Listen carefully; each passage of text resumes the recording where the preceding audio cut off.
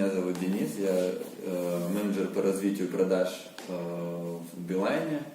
И мы занимаемся тем, что делаем смартфоны более выгодными, удобными и способ приобретения более проще.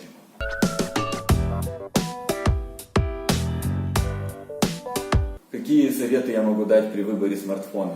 Естественно, каждый опирается от своего бюджета, и рынок смартфонов пришел к тому, что они все сенсорные, они все с камерами, они все на таком программном обеспечении, которое поддерживает WhatsApp, Skype, там все социальные сети и все тому подобное.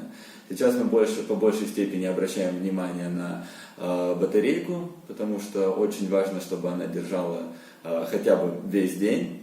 Вот, мы обращаем внимание на камеру, мы обращаем внимание на цветопередачу, то есть дисплей, это будет там Retina, AMOLED, OLED и так далее, для того, чтобы наши глаза все-таки не уставали, когда мы там серфим в интернете, либо наша работа очень сильно связана со смартфоном.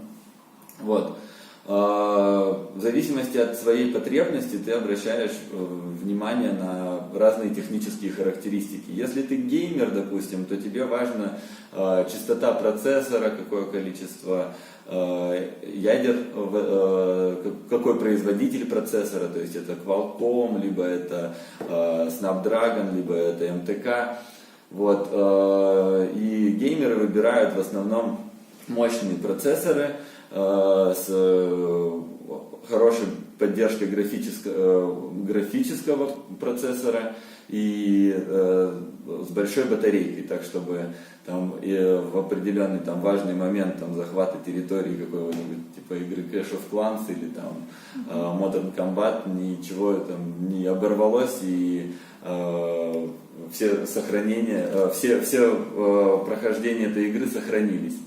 Вот, если вы, допустим, занимаетесь, не знаю, документами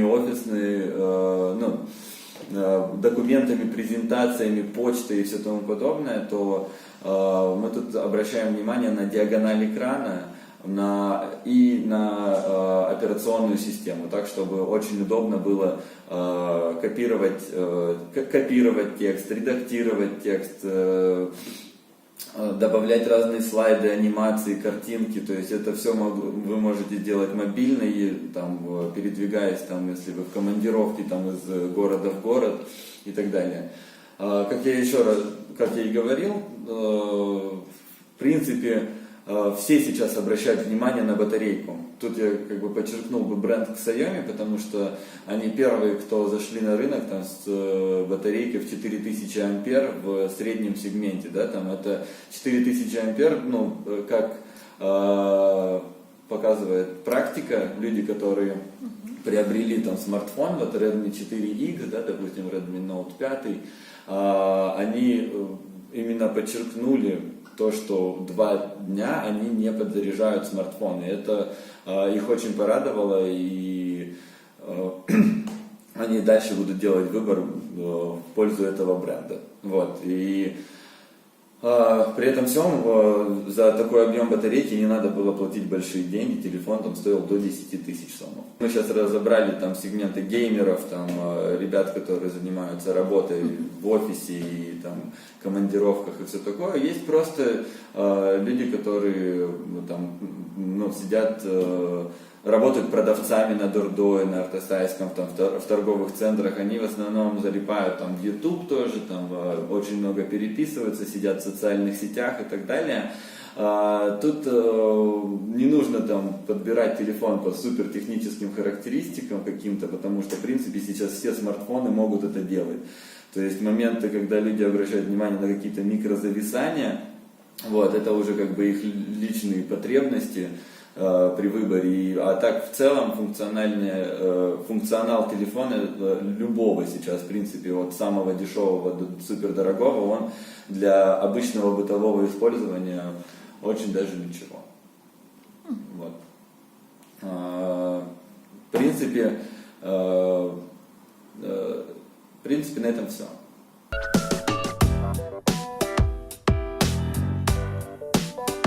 сейчас на данный момент там 2 операционные системы, их там до 2014 года было 4, BlackBerry OS, Windows OS, Android и iOS.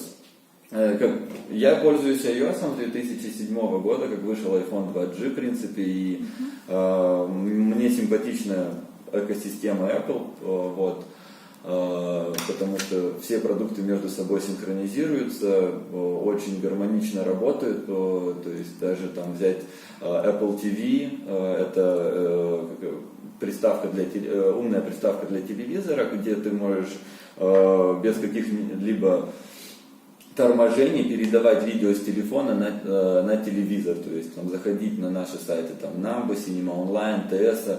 Ну, Number не работает, Cinema Online и TS запускаются, и можно транслировать там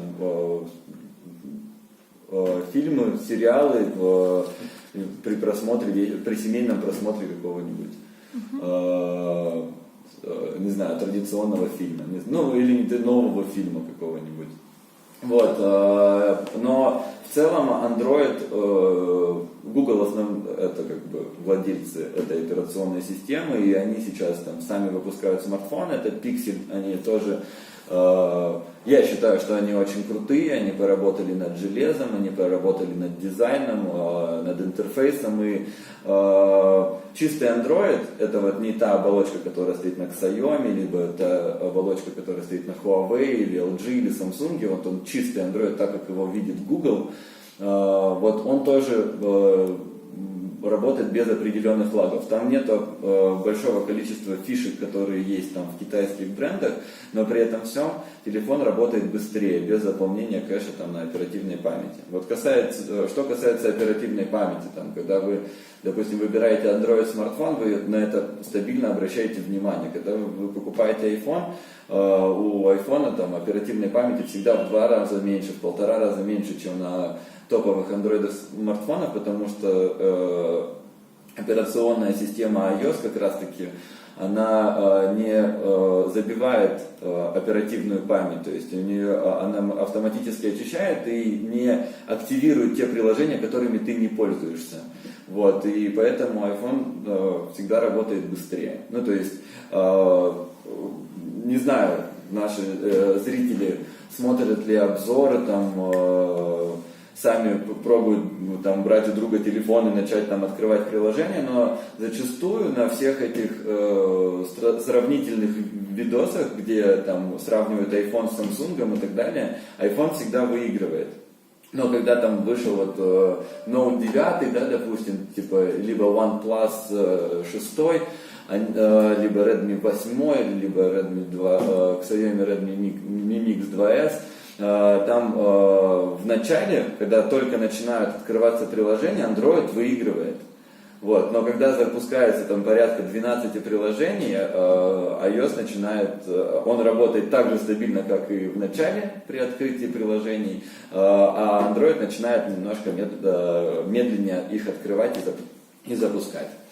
Вот, поэтому мое предпочтение остается на стороне iOS, но при этом всем я вижу, как Android очень сильно вырос за последнее время, и в целом я думаю, что все придет к одному какому-то интерфейсу, но Android также будет более открытый для пользователей.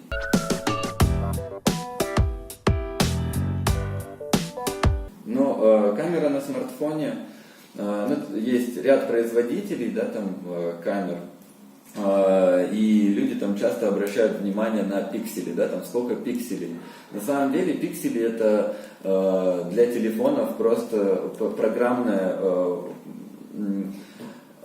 программный код, где они могут прописать, и там будет столько-то написано. Раньше,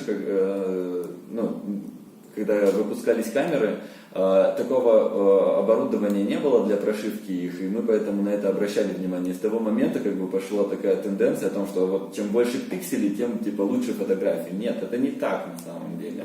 Камеры, то есть там большое количество технических характеристик камер, но основное, на что бы хотел обратить внимание зрителей, это на есть такая буковка F, ну то есть выдержка есть, вот, она там бывает 2.8, бывает там 1.5, бывает 1.6. Вот выдержка — это светочувствительность в отношении камеры, она как раз таки показывает, она зависит от объема матрицы. Чем больше объем матрицы, тем больше как раз таки светочувствительность. И от этого зависит то, как фотографирует смартфон. Вот. И я могу назвать там объективно, что флагманы ставят очень крутые камеры, они там сейчас отличаются зачастую резкостью и контрастностью после того, как мы перенесли его на компьютер. То есть у Samsung больше наигранные цвета. Если это красный, то он прям супер красный. Это если зеленый, то он супер зеленый. Если это, допустим, iPhone, то тогда iPhone дает более реалистичную картинку. И поэтому его люди любят. То есть там они не делают акцент на пикселях, они делают акцент именно там на стабилизации камеры, на цветопередаче, на том, как работает именно видеоряд, когда в количестве кадров. Вот. И это на флагманах сейчас камеры очень крутые, и там в целом у меня лучше камера, нет, у меня лучше, нет. Все зависит от того, как вы это сфотографируете, как вы найдете правильную подачу света, как вы выставите композицию, декомпозицию там, и так далее. Но когда там говорят, вот смотри, у меня камера лучше, сейчас там во флагманах в погоне за камерой, я не вижу особой разницы. Допустим, на Huawei там стоит вообще разработка с ведущими производителями камер, там олдскульных Leica. Вот. Там фишка этого смартфона в настройках.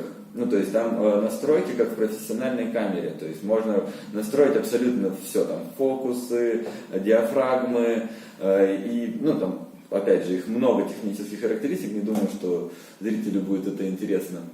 Вот, но это фишка именно смартфонов Huawei. Что касается iPhone, там все автоматически, ничего не надо париться, открыл, либо портретный режим выбрал, либо панорамный режим выбрал, либо обычное фото и сфотографировал на солнце с голубым небом какую-нибудь зелень там, и при этом всем там будет стоять человек. Эта картинка получится, в принципе, классно на любом смартфоне.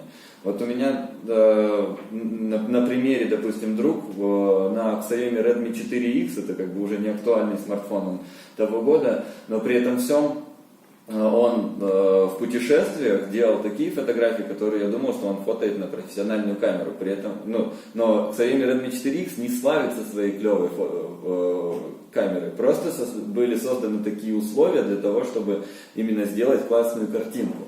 Вот. Если мы фотоем в помещении без света, да какую бы вы камеру ни выбрали, она будет фотать плохо. Вот. Что касается смартфонов среднего сегмента, это на них начали устанавливать неплохие камеры. Допустим, Xiaomi A2 Lite, вот это такая бомбическая новая модель, там с безрамочным экраном, с тройкой, двойной камерой. Вот, то есть это модель за 11 200 сомов, которая очень неплохо снимает. Вот, то есть у нее есть тоже фокусировка, есть портретный режим, есть настройка света и так далее. Вот, поэтому средний сегмент сейчас подтягивается в камере, но говорю, в целом все зависит от того, как вы фотографируете, а не чем вы фотографируете. То есть даже на примере фотографов, которые берут себе Canon Mark II или Mark III уже и так далее. Если они не умеют фотографировать, у них не получится сделать классную фотку. Если они умеют фотать, то у них точно это получится.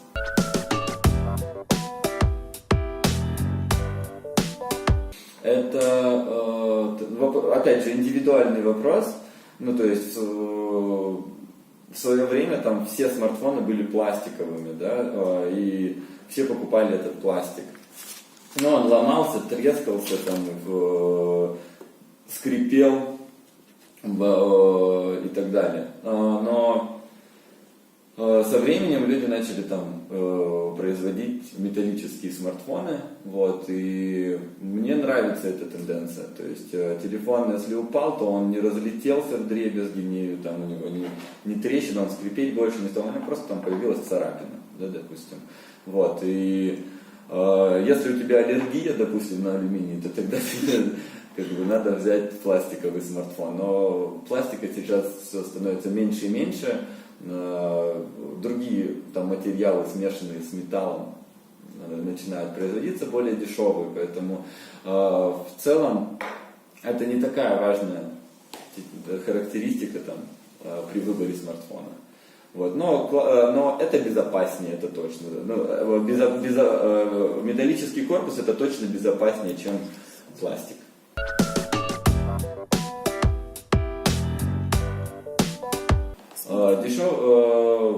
Что значит дешевый смартфон? Как бы, дешевый смартфон можно купить везде. Как бы, смартфоны делятся там, на 3 разных сегмента. Это low, middle и high. Да? То есть low сегмент это дешевые смартфоны до 10 тысяч сомов, от 10 до 20 тысяч. Это как бы средний сегмент, и то, что за 20-кой, это уже как бы считается дорогим смартфоном. Вот, поэтому то есть дешевый смартфон можно купить на нулевом этаже в ЦУМе, бэушный какой-нибудь, и попозже вам расскажу, как это все, как выбирать, но там можно купить дешевый бэушный смартфон. Но если вы хотите новый качественный смартфон, неважно какого сегмента, но в целом выбрать самую выгодную цену, то